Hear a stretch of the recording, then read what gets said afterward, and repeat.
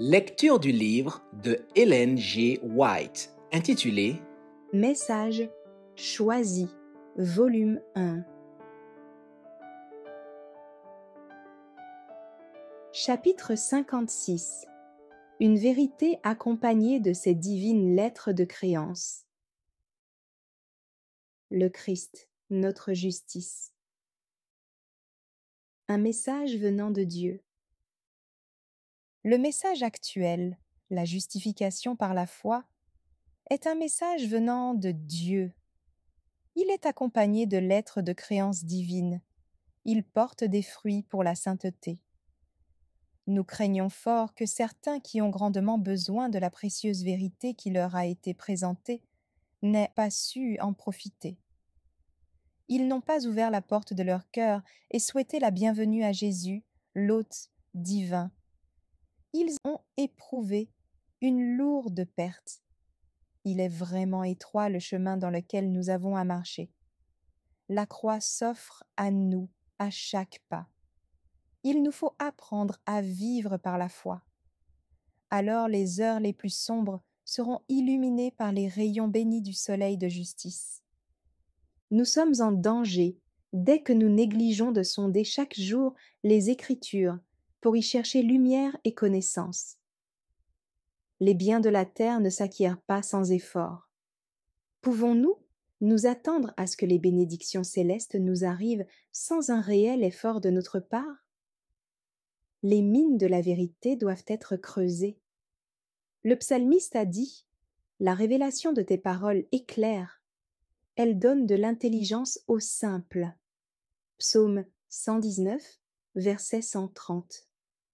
Notre vie ne doit pas être séparée de la parole de Dieu.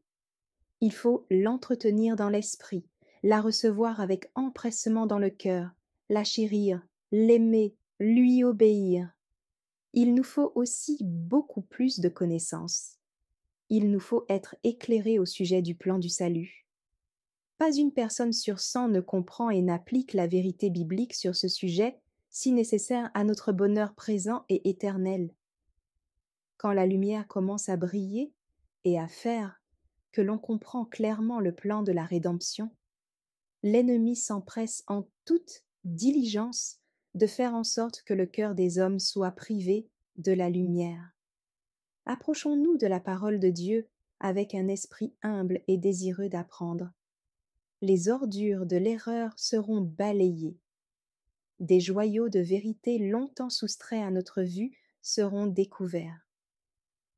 Un grand besoin se fait sentir, que le Christ soit prêché comme le seul espoir de salut. Quand la doctrine de la justification par la foi fut présentée à l'Assemblée de Rome, elle fut pour beaucoup ce qu'est une eau fraîche pour le voyageur altéré. La pensée que la justice du Christ nous est imputée sans qu'il y ait mérite de notre part, comme un libre don de Dieu, sembla précieuse. The Review and Herald, 3 septembre 1889. Pas de goût pour le péché. Revêtus de la justice du Christ, nous n'aurons aucun goût pour le péché, car le Christ agira avec nous. Il pourra nous arriver de commettre des fautes, mais nous haïrons le péché qui a été la cause des souffrances du Fils de Dieu. The Review and Herald, 18 mars 1890. Enseignement exagéré. Il existe de grandes vérités, longtemps cachées sous les décombres de l'erreur, qui doivent être communiquées. La doctrine de la justification par la foi a été perdue de vue par plusieurs de ceux qui faisaient profession de croire au message du troisième ange. Le groupe qui se désigne par le mot sainteté s'est porté aux extrêmes sur ce point. On a dit avec un grand zèle « Il suffit de croire en Christ pour être sauvé, fille de la loi de Dieu ». Ceci n'est pas en harmonie avec les enseignements de la parole de Dieu. Une telle foi est sans fondement. Ce n'est pas là le précieux joyau de vérité que Dieu a confié à son peuple pour ce temps-ci. C'est une doctrine qui fourvoie des âmes sincères. La lumière qui jaillit de la parole de Dieu révèle le fait que la loi doit être prêchée. Le Christ doit être élevé parce qu'il est un sauveur qui pardonne la transgression, l'iniquité, le péché, mais qui n'assure nullement l'impunité à l'âme qui refuse de se repentir. The Review and Herald, 13 août 1889. Le message porte du fruit. Nous avons d'excellentes réunions. L'esprit qui a régné à l'Assemblée de Minneapolis ne se trouve pas ici. Tous agissent en harmonie. Les délégués sont nombreux. La réunion qui a lieu à 5 heures du matin est bien fréquentée. Les réunions sont bonnes. Tous les témoignages que j'ai entendus ont eu un caractère édifiant. Leurs auteurs disent que l'année passée a été la meilleure de leur vie. La lumière émanant de la parole de Dieu sur la justification par la foi, Christ, notre justice, a été aperçue distinctement. Il y a eu des expériences fort intéressantes. J'ai assisté à toutes les réunions matinales, sauf 2. À 8 heures, frère Jones présente le sujet de la justification par la foi et suscite un vif intérêt. On constate un progrès dans la foi et la connaissance de notre Seigneur et Sauveur Jésus-Christ. Un certain nombre de personnes qui n'avaient pas eu l'occasion d'entendre ce sujet auparavant se l'approprient et sont abondamment rassasiés à la table du Seigneur. Ceux qui se sont exprimés ont été unanimes pour dire que ce message de lumière et de vérité parvenu à notre Église est justement la vérité qu'il nous faut en ce temps-ci. En retournant en divers lieux, dans leurs églises respectives, ils ne manqueront pas d'apporter lumière, consolation et bénédiction divine. Nous avons une vraie fête d'aliments délicats. Nous avons la joie de voir des âmes saisir la lumière et regarder à Jésus, le chef et le consommateur de la foi. Le Christ est le grand modèle, son caractère doit devenir le nôtre. Toute perfection réside en lui. Si nous nous détournons de l'homme et de tout autre modèle, à visage découvert, nous contemplons Jésus dans toute sa gloire. L'esprit est alors envahi par le sentiment puissant et invincible de son excellence. Tout autre objet nous devient indifférent, et toute discipline morale qui ne tend pas à refaire en nous son image est abandonnée. J'aperçois des hauteurs et des profondeurs que nous pouvons atteindre, si seulement nous acceptons chaque rayon de lumière et avançons vers une lumière plus abondante. La fin est proche. Dieu veuille que nous ne soyons pas trouvés endormis en un temps comme celui-ci. Je suis si reconnaissante de voir chez nos frères exerçant le ministère une disposition à sonder les Écritures pour eux-mêmes. Ce qui avait beaucoup manqué jusqu'ici, c'est une recherche approfondie des joyaux de vérité contenus dans les Écritures, qu'il fallait thésauriser. Quelle perte n'éprouvons-nous pas en négligeant de déployer toutes nos énergies mentales pour rechercher avec d'ardentes prières l'illumination divine qui nous ferait comprendre la Sainte Parole. Je crois qu'il va y avoir un progrès marqué dans notre Église, un désir plus ardent de marcher au pas avec le message du troisième ange. Manuscrit 10, 1889. Le début du grand cri. Vous tous qui affirmez croire que le Seigneur vient bientôt, sondez les Écritures plus que jamais. Car Satan est décidé à mettre en œuvre tous ses moyens de séduction pour retenir les âmes dans les ténèbres et pour aveugler les esprits, de sorte qu'ils ne voient pas les périls des temps où nous vivons. Que chaque croyant prenne sa Bible avec d'ardentes prières, pour qu'il soit éclairé par le Saint-Esprit au sujet de la vérité, et qu'il apprenne à mieux connaître Dieu et Jésus-Christ qu'il a envoyé.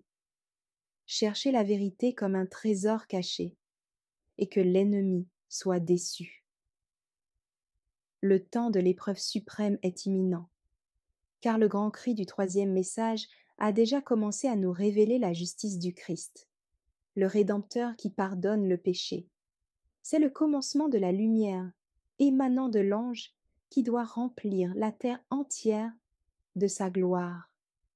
La tâche de quiconque a été touché par le message d'avertissement consiste à élever Jésus, à le présenter au monde tel qu'il fut révélé dans les types, préfiguré dans les symboles, manifesté dans les révélations accordées aux prophètes, dévoilé dans les leçons données aux disciples et dans les merveilleux miracles opérés en faveur des hommes. Sondez les Écritures. Ce sont elles qui rendent témoignage du Christ. Si vous voulez tenir debout dans le temps de détresse, il vous faut connaître le Christ, vous approprier le don de sa justice qu'il impute aux pécheurs repentants. The Review and Herald, 22 novembre 1892. S'approprier la justice du Christ. En Christ, la restauration et la réconciliation sont offertes à l'homme. Le gouffre creusé par le péché a été comblé par la croix du Calvaire. Une rançon totale a été payée par Jésus, grâce à laquelle le pécheur est pardonné, tandis que la justice de la loi est maintenue. Tous ceux qui croient que le Christ est une victime propitiatoire peuvent s'approcher et recevoir le pardon de leurs péchés. Par les mérites du Christ, une communication a été rétablie entre Dieu et l'homme. Dieu peut m'accepter comme son enfant. J'ai la joie de l'appeler mon Père qui m'aime. Nous devons centrer nos espérances du ciel sur le Christ seul, notre substitut et notre garant. Nous avons transgressé la loi de Dieu. D'ailleurs, personne ne sera justifié par les œuvres de la loi.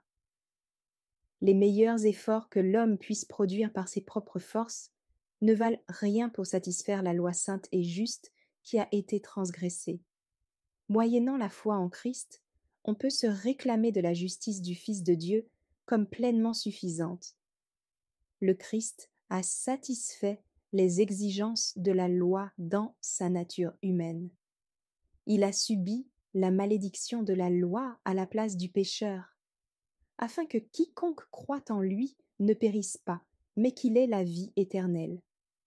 Une foi sincère s'approprie la justice du Christ, et le pécheur devient un vainqueur avec le Christ, car il est devenu participant de la nature divine. Ainsi, la divinité et l'humanité se trouvent combinées. C'est tenter l'impossible que de vouloir atteindre le ciel par ses œuvres en gardant la loi. L'homme ne peut être sauvé sans l'obéissance, mais ses œuvres ne doivent pas être sa propre production. Le Christ doit opérer en lui le vouloir et le faire selon son bon plaisir. Si un homme pouvait se sauver par ses œuvres, il aurait sujet de s'en réjouir. L'effort tenté par l'homme avec ses propres forces pour obtenir le salut fait penser au sacrifice de Caïn. Tout ce que l'homme est capable de faire est souillé par l'égoïsme et le péché. Ce qui est le produit de la foi est acceptable aux yeux de Dieu. On réalise des progrès quand on cherche à gagner le ciel par les mérites du Christ. En regardant à Jésus, le chef et le consommateur du salut, on va de force en force, de victoire en victoire, car à travers le Christ, la grâce de Dieu a opéré notre salut complet. Impossible de plaire à Dieu sans la foi. Une foi vivante permet à son possesseur de s'emparer des mérites du Christ et de trouver consolation et satisfaction dans le plan du salut. The Review and Herald, 1er juillet 1890. Merci d'avoir écouté cette lecture. Si vous avez des questions ou des remarques sur le thème abordé, n'hésitez pas à les partager dans les commentaires et notre équipe ne manquera pas de les considérer. À bientôt sur lereste.org.